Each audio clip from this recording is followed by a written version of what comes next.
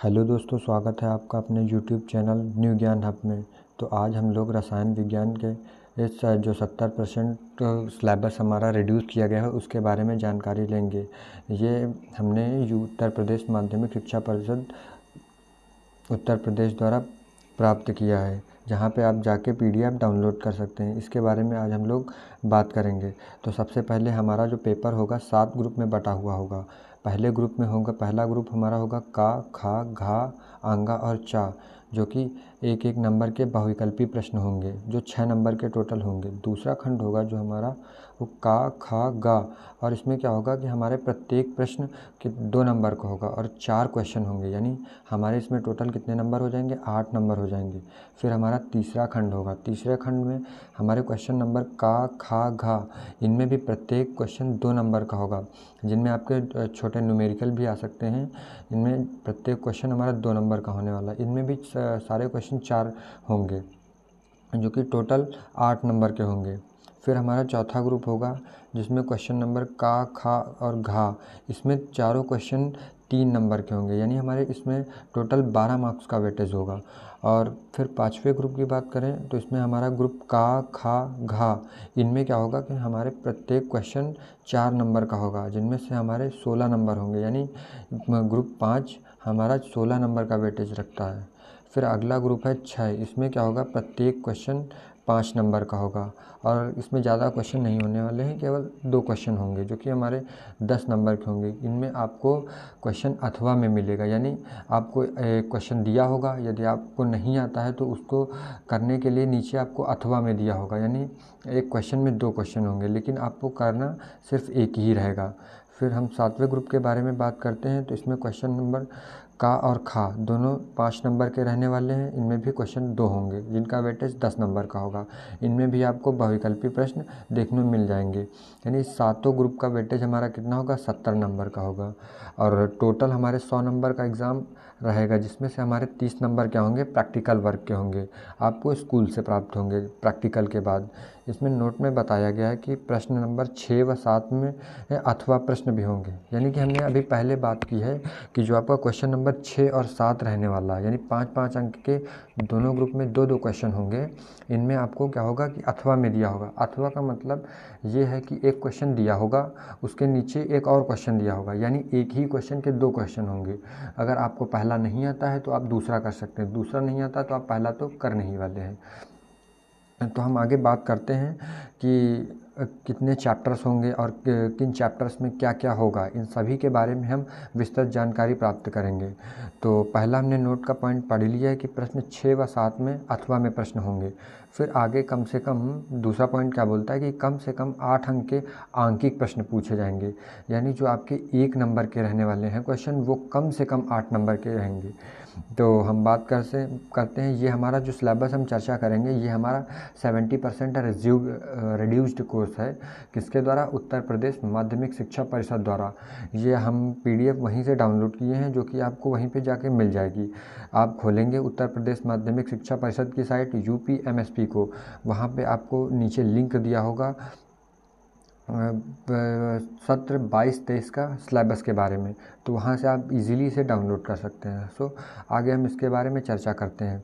जैसे पहला चैप्टर हमारा रहने वाला है ठोस अवस्था, जिसका वेटेज 5 नंबर का रहेगा। फिर दूसरा चैप्टर होगा विलयन, जिसे आप पढ़ते हैं सॉल्यूशन, जो कि 7 नंबर का रहने वाला है। फिर तीसरा चैप्टर होगा वैद्युत रसायन, जो कि हमारा 5 नंबर का होगा। फिर चौथा चैप्टर होगा रासायनिक बलगतिकी, जो कि हमारा 5 नंबर का होगा। फिर 5वां चैप्टर होगा हमारा पृष्ठ रसायन, जो कि हमारा 5 नंबर का होगा। फिर छठे चैप्टर की बात करें तो इसमें P ब्लॉक के तत्वों के बारे में बताना है, यानी आपको पीरियोडिक टेबल पढ़नी है, लेकिन पूरी पीरियोडिक टेबल नहीं पढ़नी है। यदि आप पढ़ते हैं तो बहुत ही अच्छी बात है, क्योंकि आपको जैसे पता होगा, आप पिछली क्लास में 9th 10th 11th में पढ़ के आते हैं कि जो हमारी पीरियोडिक टेबल होती है वो 4 भागों में बटी होती है, माफ़ करना 5 भागों में बटी होती है। कौन कौन से ग्रुप होते हैं? S, P, D और F, माफ़ करना 4 ही ग्रुप होते हैं, थोड़ा मिस्टेक हो गई। S ग्रुप में S और D और F ग्रुप आपको नहीं पढ़ना, सिर्फ और सिर्फ P ग्रुप को पढ़ना है। 6 चैप्टर में, और डी और एफ ब्लॉक को आप कहाँ पे पढ़ेंगे, 7वें चैप्टर में पढ़ेंगे, जो कि 4 नंबर का वेटेज रखेगा। फिर उपसहसंयोजक यौगिक के बारे में पढ़ेंगे, ये 6 नंबर का वेटेज रखता है। फिर आप ये हमारी अकार्बनिक केमिस्ट्री हो गई, यानी इनऑर्गेनिक केमिस्ट्री। हम ऑर्गेनिक केमिस्ट्री की बात करें तो हमारा पहला चैप्टर स्टार्ट होता है हेलो एल्केन और हेलो एरीन से, ये इसका वेटेज हमारा रहने वाला है 5 नंबर का। फिर अगले चैप्टर की बात करें, चैप्टर नंबर 10, तो अल्कोहल, फिनॉल, ईथर, यानी इन तीनों के स्ट्रक्चर, फंक्शंस और इनकी प्रॉपर्टीज़ क्या होती हैं, केमिकल प्रॉपर्टीज़ और फिज़िकल प्रॉपर्टीज़ के बारे में हम पढ़ेंगे चैप्टर 10 में, किनकी, अल्कोहल, फिनॉल और ईथर की, जिनका वेटेज 5 नंबर का रहने वाला है। फिर अगला चैप्टर आता है एल्डिहाइड, कीटोन और कार्बोक्सिलिक अम्ल, इनका वेटेज रहेगा 6। एल्डिहाइड आप ग्रुप जानते ही होंगे, जिनके लास्ट में CHO ग्रुप जुड़ा होता है, वे सारे तत्व एल्डिहाइड कहलाते हैं। फिर आप कीटोन के बारे में जानते हैं, कीटोन क्या होते हैं, वे सारे ग्रुप जिनके अंत में क्या होता है, जिनके केमिकल स्ट्रक्चर में CO ग्रुप प्रेजेंट होता है, कीटोन कहलाता है। फिर कार्बोक्सिलिक अम्ल के बारे में आप जानते ही होंगे, पिछली क्लासों में आपने पढ़ा होगा कि जैसे एक COOH यानी COOH जुड़ा होता है, जिस भी स्ट्रक्चर में वो हमारा कैसा बनता है, कार्बोक्सिलिक अम्ल होता है। इस पूरे चैप्टर का वेटेज हमारा 6 नंबर का रहने वाला है। फिर अगले चैप्टर की बात करें तो होता है नाइट्रोजन युक्त यौगिक, जिसका वेटेज रहने वाला है 4 नंबर का। नाइट्रोजन युक्त यौगिक जैसे हो जाते हैं आपके amine, NH2, ammonia, NH3, ammonium, NH4, यानी इनसे मिलकर बने यौगिक आपके कैसे होते हैं, नाइट्रोजन युक्त यौगिक, जिसमें नाइट्रो ग्रुप प्रेजेंट होता है, वो नाइट्रोजन यौगिक कहलाते हैं। इनका वेटेज 4 नंबर का रहने वाला है। फिर आता है आपका जैव अणु, ये आपका रखने वाला है 6 नंबर का वेटेज। और पूरी आपकी 12th की केमिस्ट्री की बात करें तो सबसे आसान चैप्टर रहता है जैव अणु, जो कि बिल्कुल इजी आप समझ सकते हैं। जैव अणु कुछ रिलेटेड बायोलॉजी से भी होता है, यानी जो स्टूडेंट बायोलॉजी से आते हैं उनको ये चैप्टर बहुत ही अच्छे से एक ही बार में क्लियर हो जाता है। पहले इसमें क्या होता था कि आपकी 12th की केमिस्ट्री में 16 चैप्टर हुआ करते थे, लेकिन ड्यूरिंग कोविड पैंडेमिक ये कोर्स रिड्यूस किया गया, यानी आपके 3 चैप्टर जो किए गए हटा दिए गए हैं, यानी 30% सिलेबस आपका रिड्यूस हुआ है, जिसके चलते अभी आगे होता है 30% ऐड होगा नहीं होगा, इसके बारे में अगले साल बोर्ड बताएगा, तब हम लोग इस पर चर्चा करेंगे। फ़िलहाल आप लोगों का 13 चैप्टर दिए हुए हैं, यानी 13 चैप्टर्स हैं, जिनमें से ठोस अवस्था, विलयन, वैद्युत रसायन, रासायनिक बल गतिकी, पृष्ठ रसायन, P ब्लॉक के तत्व, D और F ब्लॉक के तत्व, उपसहसंयोजक यौगिक, हेलो एल्केन और हेलो एरीन, अल्कोहल, फिनॉल और ether, aldehyde, ketone, carboxylic, nitrogen युक्त कार्बनिक यौगिक, जैव अणु, यानी ये 13 चैप्टर का वेटेज टोटल 70 नंबर का रहने वाला है। और सबसे इम्पॉर्टेंट चैप्टर आपके कौन कौन से हो जाते हैं, विलयन और P ब्लॉक के तत्व, और हो गया उपसहसंयोजक यौगिक, एल्डिहाइड, कीटोन, कार्बोक्सिलिक अम्ल, जैव अणु। इनसे क्वेश्चन थोड़े इजी भी आते हैं और आप आसानी से कर भी सकते हैं, यानी कम मेहनत में ज़्यादा मार्क्स ला सकते हैं। लेकिन आपका जो चैप्टर विलयन होता है, सेकेंड चैप्टर सोल्यूशन, ये थोड़ा टफ बैठता है, क्योंकि इसमें कैलकुलेशन कई मरतबा लंबी हो जाती है, तो करने में थोड़ा टाइम ज़्यादा ले लेता है। तो फ़िलहाल हम इनके बारे में पढ़ेंगे आसानी से, बिल्कुल ईजी वे में समझ जाएंगे। तो इसमें नोट में क्या बताया गया, इसमें 70 अंकों का एक प्रश्न पत्र एवं 30 अंकों की प्रयोगात्मक परीक्षा होगी। न्यूनतम उत्तीर्ण अंक 23 यानी 23 + 10 = 33 अंक होने चाहिए। यानी आपका जो 70 नंबर की थ्योरी होती है, इसमें आपको 23 मार्क्स लाने होंगे, यानी मिनिमम आप 23 मार्क्स लाएंगे तभी आपको पास डिक्लेयर किया जाएगा। और इसके साथ में ऐसा नहीं है कि आप 23 मार्क्स 70 यानी थ्योरी में ले आते हैं 70 में तो आप पास हो जाएंगे, ऐसा नहीं है। आपके जो प्रैक्टिकल वर्क के होते हैं कॉलेज से, आपके स्कूल से होंगे, जिसमें 15 आपका एग्ज़ामिनर, 15 मार्क्स एग्ज़ामिनर के होते हैं और 15 मार्क्स आपके रिटन स्कूल की जो फाइलें होती हैं, और 3-4 नंबर आपके डिसिप्लिन के होते हैं। ये टोटल मिला के 30 होते हैं, जिनमें से आपको 10 मार्क्स लाने होते हैं। मिनिमम 10 मार्क्स लाएंगे आप, तभी आप पूरी तरह से पास डिक्लेयर होंगे, अदरवाइज़ आप फेल रहेंगे। बात समझ में आ गई होगी आपको पूरी तरह से। यानी आपको 70 आपकी थ्योरी होगी, जो आप पर जाएंगे एग्ज़ाम देने, वो 70 नंबर का होगा। 70 में आपको मिनिमम 23 मार्क्स लाने ही होंगे। और फिर आपका ये होगा 10 मार्क्स। इसमें आपके जो स्कूल से प्रैक्टिकल वर्क के होते हैं फाइलों के, इनके आपके 10 मार्क्स लाने होंगे। टोटल 33 मार्क्स लाएंगे तब आप पास डिक्लेयर हो जाएंगे। सो अभी हमने जाना कि जो आपका ठोस अवस्था चैप्टर फर्स्ट होता है, ये 5 नंबर का वेटेज रखता है। तो इसमें 5 नंबर के बात करें तो 5 नंबर में क्या क्या पूछा जाता है। ठोस अवस्था, विभिन्न बंधों के आधार पर पहली आपकी जो हेडिंग बनती है तो क्या पढ़ते हैं, विभिन्न बंधों के आधार पर ठोसों का वर्गीकरण। ठोस कितने प्रकार के होते हैं, उनका वर्गीकरण क्या होता है, केवल बंधों के आधार पर, जैसे आणविक ठोस हो गए, आयनिक ठोस हो गए, सहसंयोजक और धात्विक ठोस। फिर उसके बाद अक्रिस्टलीय और क्रिस्टलीय ठोस। क्रिस्टलीय और अक्रिस्टलीय ठोसों का इनका केवल प्रारंभिक परिचय देना है, इनके इन डिटेल नहीं जानना है कि सारी प्रॉपर्टीज़ वगैरह पढ़ें, केवल जनरल सी चीज़ें आपको बताना है कि क्रिस्टलीय ठोस क्या होते हैं, क्रिस्टलीय ठोस क्या होते हैं। फिर अगली हेडिंग आती है द्विविमीय एवं त्रिविमीय क्रिस्टल जालक।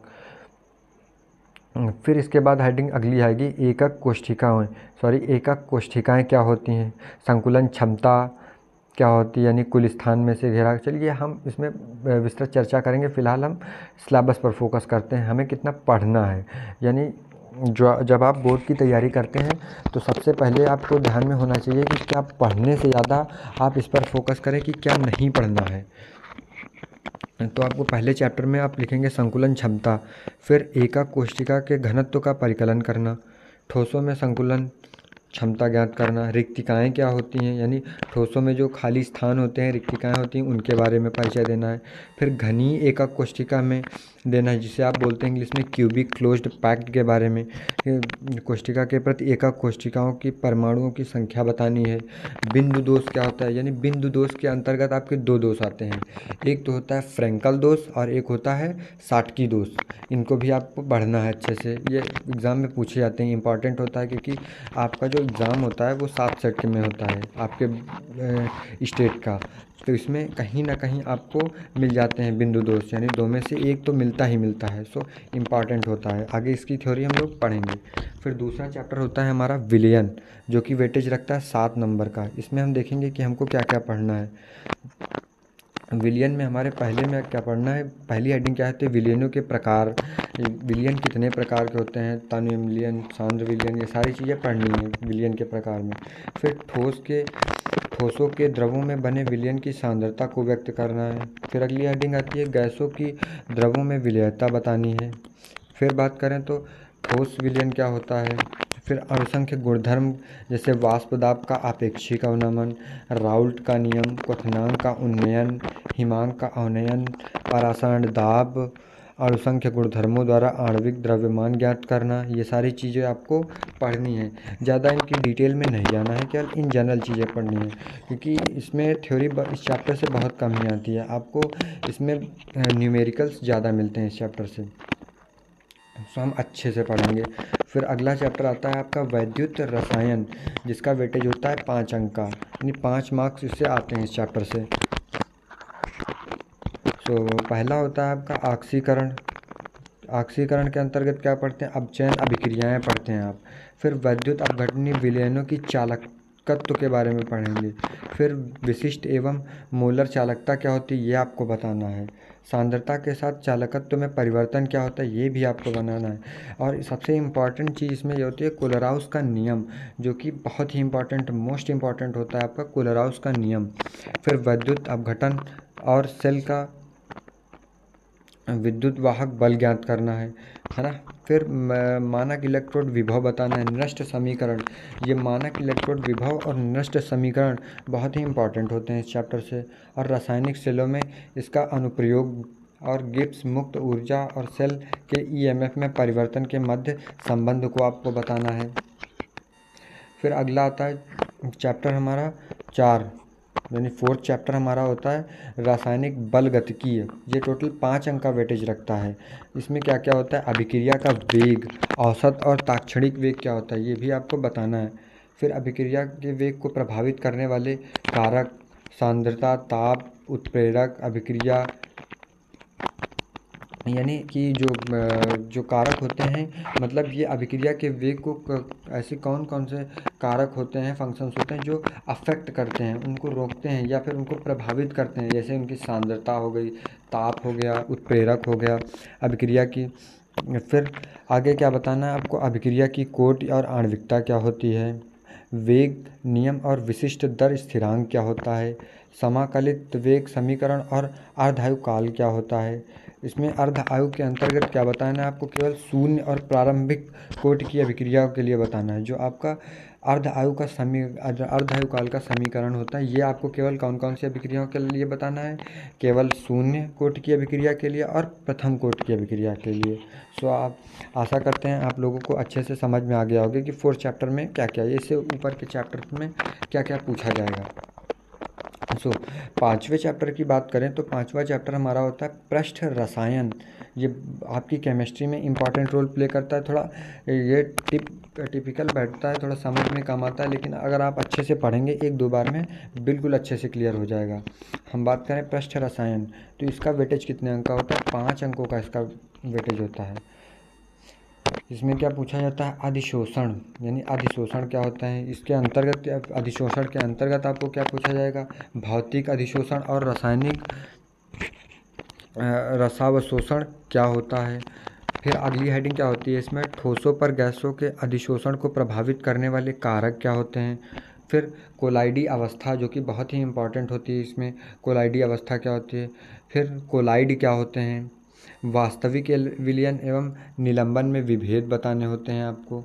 द्रवरागी द्रव विरागी क्या होते हैं, बहुआण्विक और बृहत आणविक कोलाइड क्या होते हैं, ये भी आपको बताने हैं। इन सारी चीज़ों को आप अच्छे से कंठस्थ कर लीजिएगा, ये चीज़ें क्या होती हैं, इंपॉर्टेंट होती हैं। फिर कोलाइडों के गुणधर्म, यानी कोलाइड्स होते हैं जो आपकी इनकी प्रॉपर्टीज़ के बारे में आपको बताना है। फिर अगला होता है आपका टिंडल प्रभाव, मोस्ट इंपॉर्टेंट होता है इस चैप्टर से। और ब्राउनी गति, ये भी मोस्ट इंपॉर्टेंट होता है इस चैप्टर से। विद्युत कण संचलन और विद्युत संचलन स्कंदन, ये सारी चीज़ें बहुत ही इंपॉर्टेंट हो जाती हैं आपके पृष्ठ रसायन से। यहाँ से आपको एक क्वेश्चन मिलता ही मिलता है, जैसे आपके कोलाइड्स क्या होते हैं, टिंडल प्रभाव क्या होता है, और अणुओं की ब्राउनी गति क्या होती है, वैद्युत कण संचलन क्या होता है, और स्कंदन। इसमें पेप्टीकरण शायद था और इस बार हट चुका है, पेप्टीकरण शायद नहीं आता है, तो स्कंदन इसमें मोस्ट इंपॉर्टेंट हो जाता है। तो 7 चैप्टर की बात करें, पी ब्लॉक के तत्व, इसका वेटेज होता है केवल 7 नंबर का, जो कि सेकंड हाईएस्ट है। इसमें 2 ही चैप्टर हैं आपके टोटल केमिस्ट्री में 12th की, जिसमें 7 नंबर का वेटेज है। तो उनमें से ये भी पी ब्लॉक के तत्व, ये भी एक चैप्टर है। पी ब्लॉक के अंदर आपको केवल 4 वर्ग के बारे में पढ़ना है, यानी 4 ग्रुप्स के बारे में पढ़ेंगे। ग्रुप 15, 16, 17 और 18 ग्रुप के बारे में पढ़ेंगे। सो वर्ग 15 के अंदर क्या पढ़ने वाले हैं आपके, वर्ग 15 के तत्व के अंदर सामान्य परिचय, यानी वर्ग 15 के तत्व कौन कौन से आते हैं, इनका इलेक्ट्रॉनिक विन्यास क्या होती है, इनके हमारे वायुमंडल में उपलब्धता क्या होती है, इनकी ऑक्सीकरण अवस्थाएं क्या होती हैं, भौतिक और रासायनिक प्रॉपर्टीज़ के बारे में पढ़ेंगे। और फिर नाइट्रोजन विरचन इनका क्या होता है, गुणधर्म और उपयोग क्या होते हैं इनके, नाइट्रोजन के यौगिक, अमोनियम और नाइट्रिक अम्ल का विरचन तथा गुणधर्म के बारे में हम विस्तृत पढ़ेंगे। फिर वर्ग 16 के तत्वों के बारे में यही सेम होता है एज इट इज़ ऊपर वालों की तरह, यानी वर्ग 15 की तरह। इनका भी सामान्य परिचय, इलेक्ट्रॉनिक विन्यास, ऑक्सीकरण अवस्थाएं, उपलब्धता, भौतिक एवं रासायनिक गुणों में प्रवृत्तियाँ, डाईहाइड्रोक्सीजन। डाईहाइड्रोक्सीजन के अंतर्गत हम क्या पढ़ते हैं, विरचन, यानी कैसे बनती है डाई ऑक्सीजन कैसे बनती है, इसके गुणधर्म और उपयोग, यानी प्रॉपर्टीज़ और यूजेस क्या होते हैं। फिर इसका ऑक्साइडों का वर्गीकरण पढ़ेंगे, जैसे ओजोन हो गया, सल्फ़र अपर रूप, यानी इनके सल्फ़र के और भी रूप होते हैं, उनके बारे में पढ़ेंगे। सल्फ़र के यौगिक, यानी सल्फ़र से कंपाउंड होकर जो जो यौगिक बनते हैं उनके बारे में पढ़ेंगे। फिर सल्फ़र डाइऑक्साइड का विरचन करेंगे, गुणधर्म और उपयोग पढ़ेंगे इनके सल्फ़र के। फिर सल्फ्यूरिक अम्ल के बारे में, सल्फ्यूरिक अम्ल में क्या पढ़ेंगे, यानी सल्फ्यूरिक अम्ल जनरली होता है, आप सबको पता होगा, H2SO4 इसका केमिकल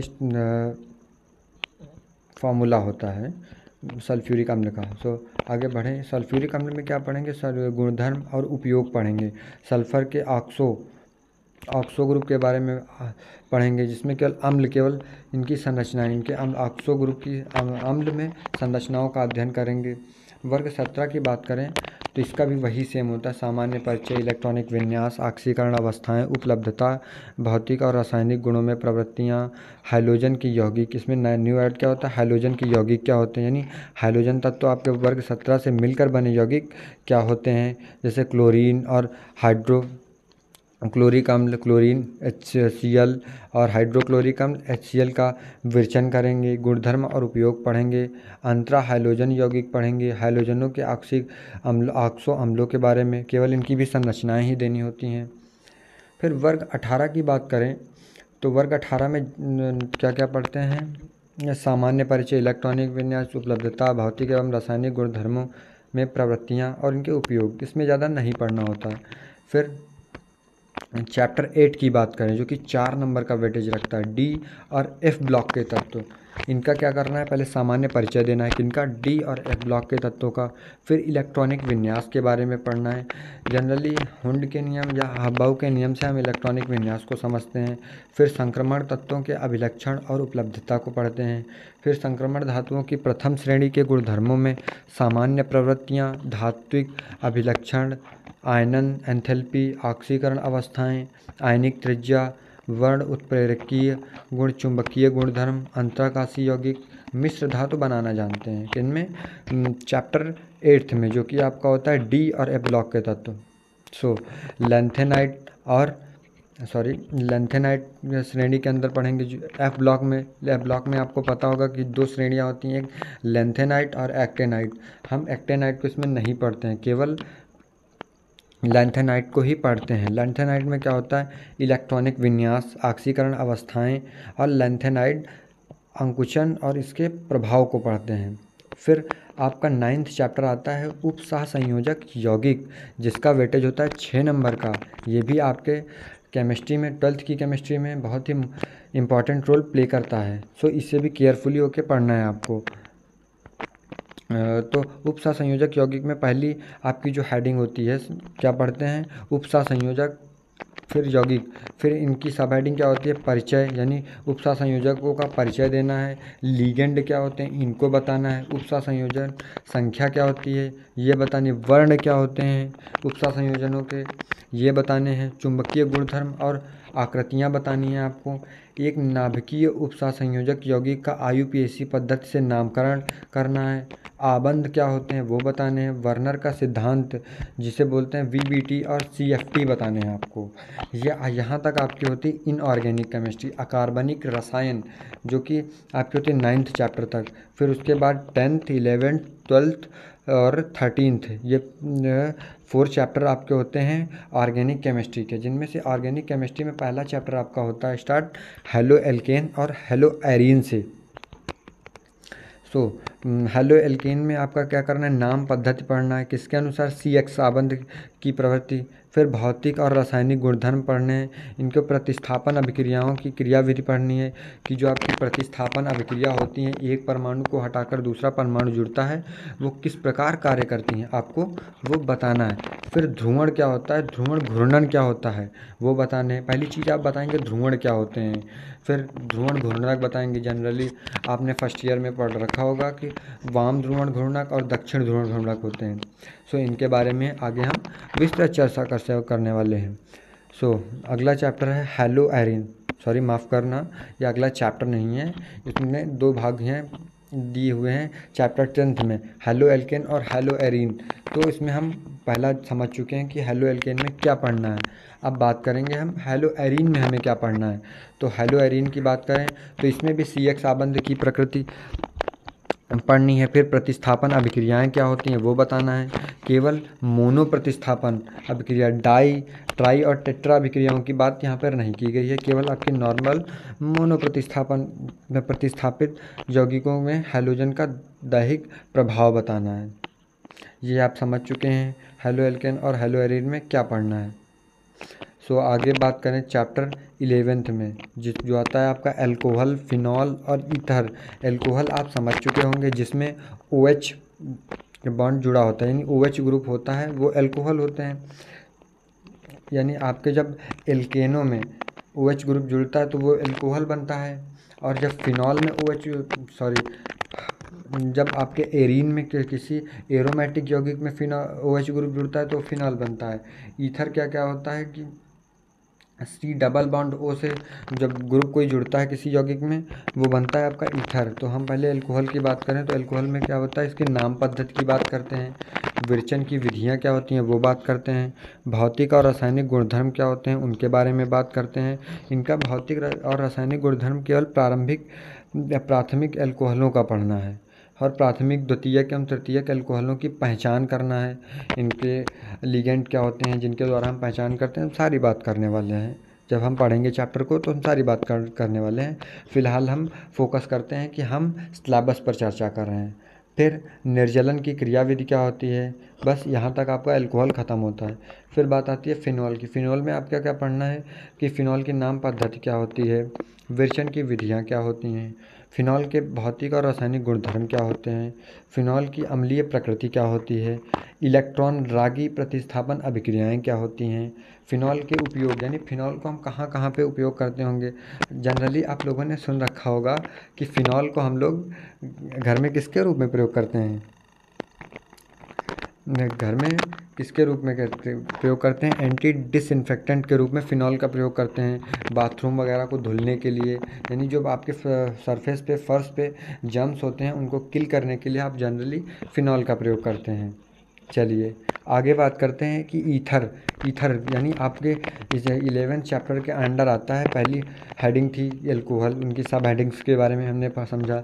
फिर आपका था फिनॉल, उनके सब हेडिंग्स के बारे में बात की। अब आता है आपका ईथर की सब हेडिंग्स की बात करें तो ईथर्स के अंदर आता है इनका नाम पद्धति। सबसे पहले पढ़ेंगे कि ईथर्स का हम नाम कैसे करते हैं, यानी उनका हम नोमेनक्लेचर क्या होता है। फिर इनके विरेचन की विधियाँ, यानी किस प्रकार ईथर्स बनते हैं। फिर भौतिक और रासायनिक गुणधर्म उपयोगों के बारे में बात करेंगे। फिर आपकी बात आती है एल्डिहाइड, कीटोन और कार्बोक्सिलिक की बात करेंगे। इनकी विरेचन की विधियों के बारे में बात करेंगे। आपने समझ लिया कि 11th चैप्टर जो आपका होता है अल्कोहल, फिनॉल और ईथर, ये 5 नंबर का वेटेज रखता है।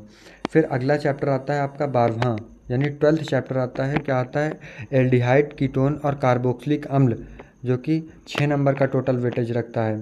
तो इसकी बात करें तो सबसे पहले जो हमारा ये चैप्टर 12th होता है ये 2 भागों में डिवाइड किया जाता है। एल्डिहाइड, कीटोन को हम साथ साथ पढ़ते हैं, कार्बोक्सिलिक अम्ल को हम अलग करके पढ़ते हैं। एल्डिहाइड और कीटोन के अंदर हमको क्या पढ़ना है, नाम पद्धति, यानी एल्डिहाइड और कीटोन का हम नामकरण कैसे करेंगे। फिर अगला आता है कार्बोनिल समूह की प्रकृति क्या होती है, विरेचन की विधियाँ क्या होती हैं, यानी एल्डिहाइड और कीटोन किस प्रकार बनाए जाते हैं। फिर एल्डिहाइड कीटोन की भौतिक और रासायनिक गुणधर्म क्या होते हैं, नाभिक रागी योगात्मक अभिक्रिया क्या होती हैं, एल्डिहाइडों के अल्फा हाइड्रोजन की क्रियाशीलता क्या होती है, यानी इनके उपयोग क्या होते हैं। फिर कार्बोक्सिलिक अम्ल को हम अलग करते हैं, इसमें हम क्या पढ़ते हैं कि नाम पद्धति, कार्बोक्सिलिक अम्लों की नाम पद्धति क्या होती है, अम्लीय प्रकृति क्या होती है, विरेचन की विधियाँ क्या होती हैं, भौतिक और रासायनिक गुणधर्म क्या होते हैं, और कार्बोक्सिलिक अम्लों का उपयोग कहाँ कहाँ पे होता है, इनके बारे में हम लोग जानकारी प्राप्त करेंगे। फिर अगला आता है आपका नाइट्रोजन युक्त कार्बनिक यौगिक, ये हमारा चैप्टर होता है 13th, इसका वेटेज होता है 4 नंबर का, जिनमें आपको कम मेहनत में अच्छे मार्क्स मिल जाते हैं, जिसमें ज़्यादा कुछ नहीं पढ़ना होता है। एमीन ग्रुप के बारे में पढ़ना होता है, जो आपका NH2 होता है। इसका एमीन ग्रुप क्या होता है, कैसे बनता है, यानी सबसे पहले इसका नामकरण कैसे करते हैं, नाम पद्धति के बारे में पढ़ेंगे, IUPAC या फिर जनरल नोमेनक्लेचर के बारे में पढ़ेंगे। फिर आता है वर्गीकरण और संरचना, इमीनों को किन भागों में 1 डिग्री, 2 डिग्री और 3 डिग्री में किस प्रकार वर्गीकृत करते हैं, इनके बारे में हम इन डिटेल में पढ़ने वाले हैं। अगला आता है संरचना, यानी एमीन की संरचना क्या होती है, इनके बारे में जानेंगे। फिर विरेचन की विधियाँ, किस प्रकार से इनको बनाया जाता है एमीनों को, उनके बारे में जानेंगे। फिर एमीनों के भौतिक और रासायनिक गुणधर्म के बारे में पढ़ेंगे। फिर एमीनों के उपयोग के बारे में पढ़ेंगे, है ना। इतनी चीज़ आप लोग बिल्कुल क्लियरली समझ चुके होंगे। फिर अगला पढ़ेंगे प्राथमिक, द्वितीयक और तृतीयक एमीनों की पहचान किस प्रकार करते हैं, यानी मान लीजिए आपको कोई एमीन युक्त यौगिक दे दिया जाए आपको इतना तो पता है कि ये एमीन है, लेकिन आप ये कैसे बताएंगे कि ये 1 डिग्री है, 2 डिग्री है या 3 डिग्री है, या प्राथमिक है, द्वितीयक है या तृतीयक है? किस प्रकार आप पहचान करेंगे? इसके बारे में हम लोग आगे बात करेंगे। जब हम लोग पढ़ना स्टार्ट करेंगे तो इसके बारे में बिल्कुल इन डिटेल में पढ़ेंगे। फिर अगला आता है जैव अणु। जैव अणु चैप्टर आपका वेटेज रखता है 6 नंबर का, यानी मोस्ट इम्पॉर्टेंट। ये केवल थ्योरेटिकल होता है, यहाँ पे न्यूमेरिकल्स का रोल बिल्कुल भी नहीं होता है। ये आपकी बायोलॉजी से भी रिलेटेड होता है, यानी जो बायोलॉजी के होते हैं, बायोलॉजी स्ट्रीम के बच्चे होते हैं, उनको ये थोड़ा समझने में बिल्कुल आसान होता है। तो बात करते हैं कि हमारा जो जैव अणु चैप्टर है इसमें क्या क्या हमें पढ़ना होता है। पहले होता है कार्बोहाइड्रेट्स क्या होते हैं, यानी कार्बोहाइड्रेट का जो इंट्रोडक्शन होता है, यानी परिचय होता है, पहले वो करते हैं कि कार्बोहाइड्रेट्स क्या होते हैं, हमारे नेचर में किस प्रकार से प्रेजेंट होते हैं, इनके बारे में जानते हैं। फिर इनका वर्गीकरण यानी क्लासिफिकेशन करते हैं किनका, कार्बोहाइड्रेट्स का, किनके रूप में एल्डोज और कीटोन कौन कौन से होते हैं, यानी इनके अंतर्गत ही आते हैं। कार्बोहाइड्रेट्स के अंतर्गत ही एल्डोज और कीटोन्स आते हैं, इनका नामकरण करेंगे। फिर मोनोसैकेराइड्स, मोनोसैकेराइड्स में क्या होते हैं, आपके ग्लूकोज और फ्रक्टोज को पढ़ना है। फिर डीएल विन्यास पढ़ना है